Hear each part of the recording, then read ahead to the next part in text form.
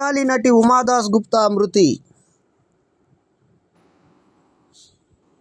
ప్రముఖ బెంగాలీ నటి ఉమాదాస్ గుప్తా 85 సంవత్సరాల వయసులో సోమవారం ఉదయం మృతి చెందారు. కొంతకాలంగా అనారోగ్యంతో బాధపడుతున్నటువంటి ఆమె ఇటీవల ఆసుపత్రిలో చేరారు. 1955లో సత్యజిత్ రే దర్శకత్వం వహించిన ప్రతిష్టాత్మక చిత్రం పథేర్ పాంచాలిలో ఉమాదాస్ గుప్తా నటించారు.